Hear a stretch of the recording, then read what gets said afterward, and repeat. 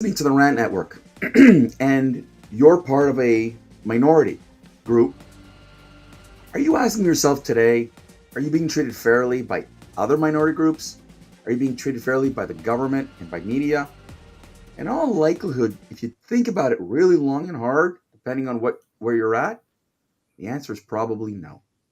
Welcome back, everybody, to the Rant Network. I am David Solomon. Sunglasses. I lost a pair, so I'm going to have a hard time seeing the screen today. He's Stuart Brisgell. I am David Solomon. Let's dive right back into these unfiltered issues today that span the news, pop culture, politics, and so much more. Today, we're going to dissect the absurdity of minority groups. And we're going to ask some serious questions here and more to ponder than anything else, because we're not here necessarily to drive a message on this deep-seated issue. It's more about keeping it real and having a dialogue about this issue that just doesn't go away. So sit back as we dive into another rant here at the Rant Network. Stuart, one of the things that yesterday I stood with 10,000 people, and I say people to stand in celebration of the 76th rebirth of the state of Israel. And this is not a rant about Israel. It's an incredible rally of people. And when I spoke, a few people spoke to me about this and said, the idea, the beauty of this is here's a Jewish group organizing a free, open rally to express its love for the state of Israel. And just like the Greek community did not long ago, the Independence Day for Greece and other communities get to do it. It's a beautiful thing. Except the scrutiny that we get actually every year, and we've been doing this since 2000, the scrutiny we've been getting is like, ugh, you Jews, ugh, again, ugh, ugh, ugh. It's funny how some minorities, Stuart, get one treatment and others simply cannot get a fair shake. Stuart, what do you get to see? Listen, let's sort of break it down, and let's not get called a racist while we're at it. So if I use any vernacular that you sort of have issue with, I apologize. How many people that call themselves non-gender,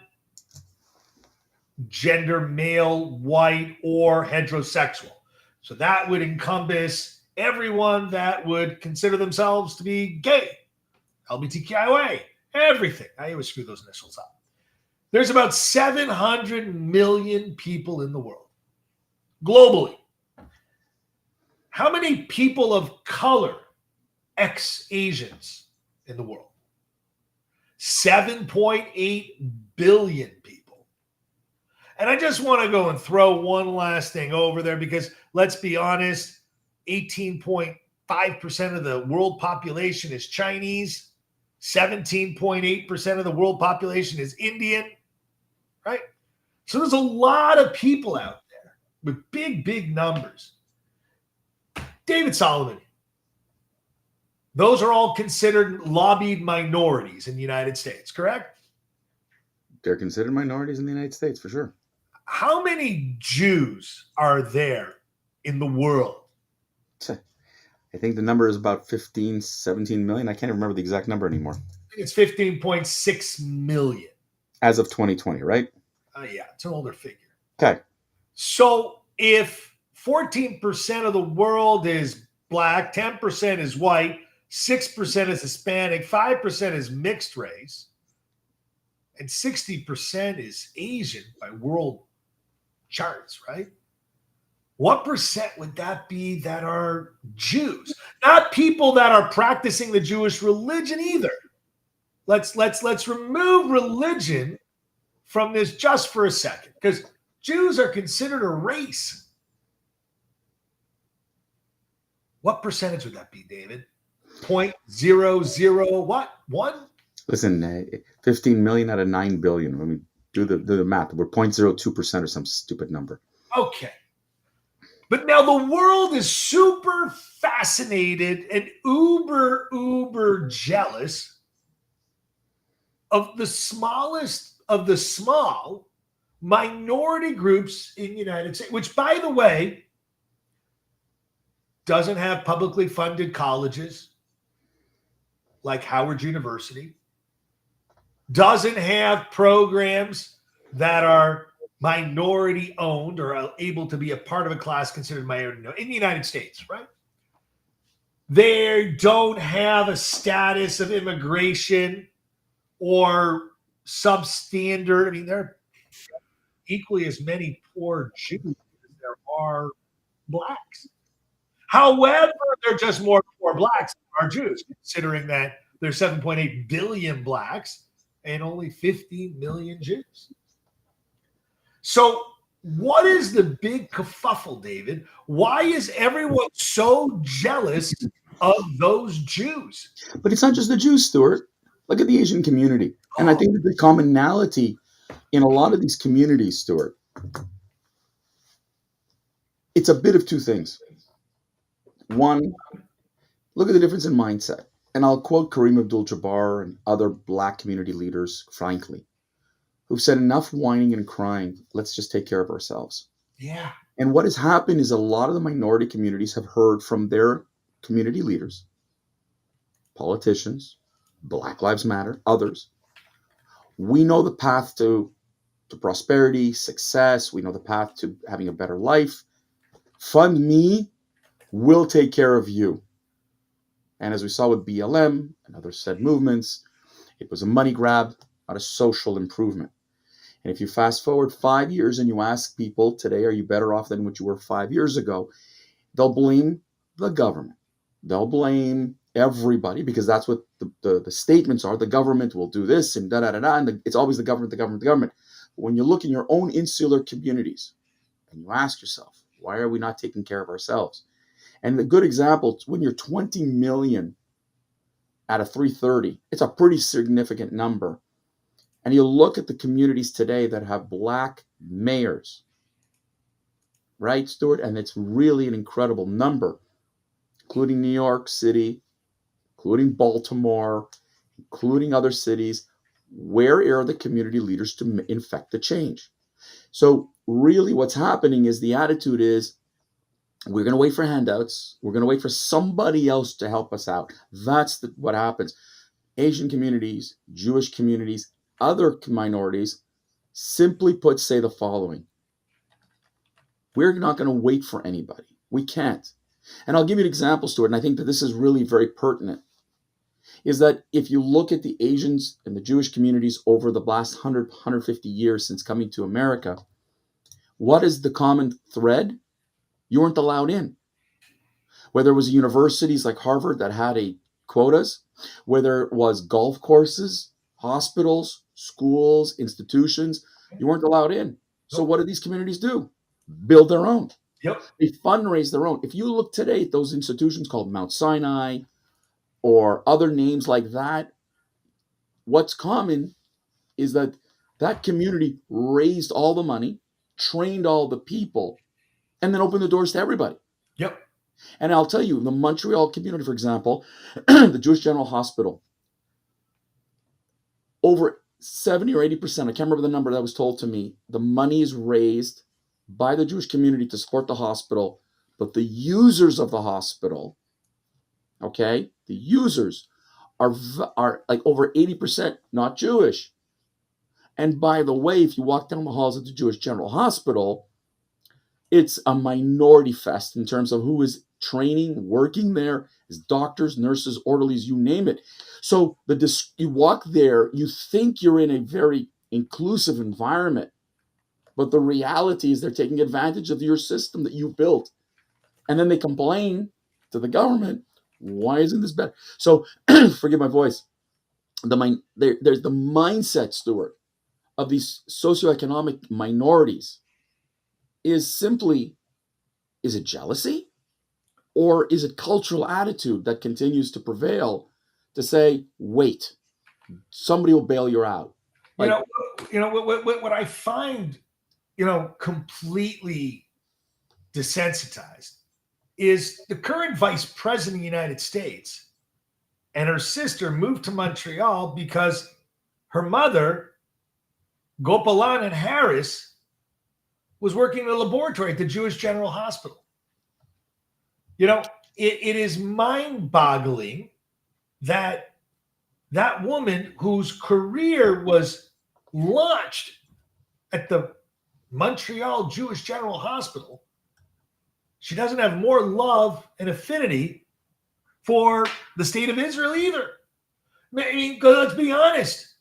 She got where she got because her mother had a career that came from that hospital. Because she was a breast cancer pioneer who came to the United States from India at the age of 19. I mean, this girl, her mother, is really an immigrant story. And as you said, the Jewish General Hospital was an open arms. Come work here. We don't care. We want the best of the best, which leads me to segue into hopefully another rant in the future. The American desire for second best and equality. The Jewish General drove itself to be the best that it could be with the money that it raised within an organization to give to everyone that needed help, which is what the state of Israel does. But it's not just. But you know what's good? But that was supposed to be the American dream. That was supposed to be the American dream. That's supposed to be Canada. That's supposed to be the West. The West is, like what is it? With the Statue of Liberty. Bring me you're tired, you're weary, blah blah blah, and come and build yourself a real life. But what ends up happening is we brought in people into this countries who are sitting here today, disrupting, and I'm using that word strongly. They're disrupting the social fabric of the communities to drive on their own agendas. Yeah. And what's ended up happening is that you have other minority groups hooking themselves to them, thinking, this is the way to affect change. Minority groups, when you're your first generation and you talk from people from South America, Hispanics who came in from Cuba, coming to the United States, if you ever sit and talk to them, and you're in Florida, Stuart, and you must have spoken to several of them, what are they going to tell you? Life in Cuba is horrific. Anything is better than that. And the United States is like a dream.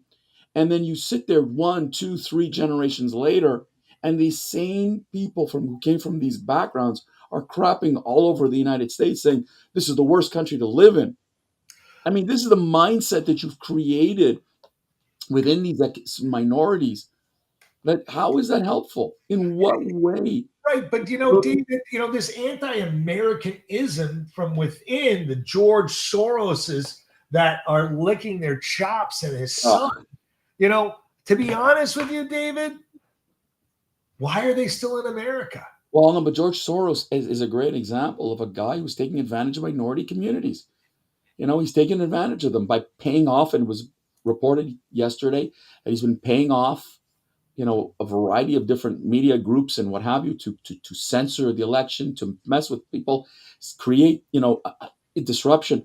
But that's just to show you how naive these communities have become, because instead of pushing back and saying, oh, hell no, we won't tolerate this, like other communities. And we do the Jewish community, we talk about the Asian communities, whatever, because they stand for themselves. They stand strong and say, we won't let others disrupt our lives. We're going to build for ourselves. And when I say Asian community, that's the Chinese, that's the Japanese communities, that's the Korean communities. Same mindset. They stand up to build for themselves, not wait for the handouts. That's aggravating, Stuart, to no end. But I just want to throw in one last final twist before we wrap it. Yep. I mentioned the Soros clan that built their fortune on the backs of Americans and minorities. How about the Rockefeller brothers, who inherited a fortune? And it seems that these two big families that cheated, lied, stole their way to the top. Yep.